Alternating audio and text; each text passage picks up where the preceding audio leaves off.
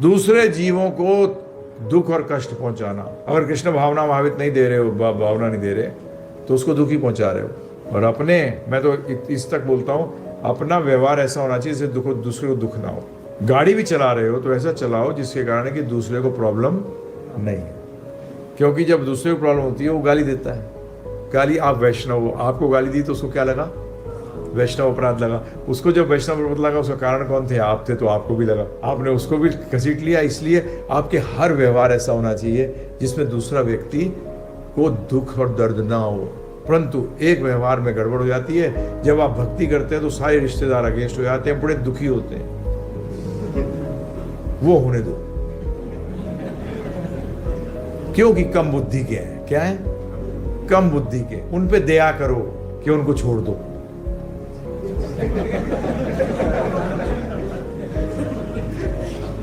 दया है ये? नहीं तो आपको तंग करते रहेंगे, इतने तंग कर देंगे कि इतने वैष्णव अपराध हो जाएंगे कि अगले जन्म में नहीं, अनंत जन्मों तक चूहे का जन्म भी नहीं मिलेगा। तो बताइए आप दया कैसे कर सकते हैं उन पे? फिर क्या वो याद करेंगे ऐसा था ऐसा? किसको याद कर रहे हैं? भक्त को। किसको? वैष्णव को। इसलिए आप अच्छे भक्त बनो। डिवोटी जो कहता हूं, जो छोड़ के आए हैं, एकदम अच्छा डिवोटी बनो कि वो सोचते रहेंगे तो शरीर भी त्यागेंगे तो किसके बारे में सोच रहे होंगे? वैष्णव के बारे में। गति कैसी मिलेगी? अच्छी गति मिलेगी। बताओ, लॉजिकल है? तर्क संगत है कि नहीं है? बताइए। पहले ही चक्कर ही नहीं होता था, सारा परिवार ही भगवत भावित होता था, तो कोई लफड़ा ही नहीं था। क्योंकि आप जब छोड़ देते हो तो मन से गालियां देता है, और कलयुग में मन की गालियां लगती नहीं। जब वो मुंह से बोलता है, जब तुम सामने होते हो तो क्या सुनाता है? मुंह से बोलते हो गया। अब जब होगा नहीं तो क्या करेगा? अंदर ही अंदर कूदता रहेगा, कोई पाप नहीं लगेगा। क्योंकि कलयुग में एक प्लस पॉइंट ये है कि पाप नहीं लगता मन का, जब तक वो कार्यरत नहीं हो। परंतु जाता है मन का कार्यरत भी हो जाता है। तो इसलिए आपने क्या किया? बचा लिया उनको। उनके मन में आप ही घूम रहे हो, हैं प्रभु जी।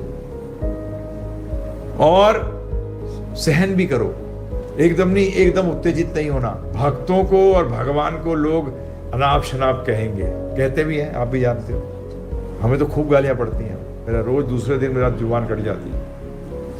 वो बोलते हैं, किसी ने उसको बोलता रहता हूँ, मैंने कहा मेरी तो पूरी लाल हो रही है अंदर से, कटती रहती है। सबके माता पिता, किसी की पत्नी तो किसी का पति गाली देता रहता है मुझे। तो मुझे बचपन में बताया था, गाली देता है तो जुबान कट जाती है, दांत में आ जाती है। तो जब मैं डॉक्टर को भी नहीं दिखाता, मैंने क्या दिखाऊं कि इसका कारण तो कहीं और है। परंतु अब प्रभुपाद जी की आज्ञा है, कृष्ण भगवान की आज्ञा है, तो मैंने कहा ठीक है, ये चलेगा, ये कटती रहे जुबान, बोलने लायक रखे भगवान। क्या? इसलिए, परंतु ज्यादा जैसी हो जगह छोड़ दो। क्या करो? जगह छोड़ो, चले जाओ। उनको बोलो जगह से हट जाओ, लड़ो मत, बहस मत करो। बहस करने से क्या होता है? वो और उत्तेजित होकर बोलता है और आपको सुनना पड़ता है, आपको सुनना पड़ता है।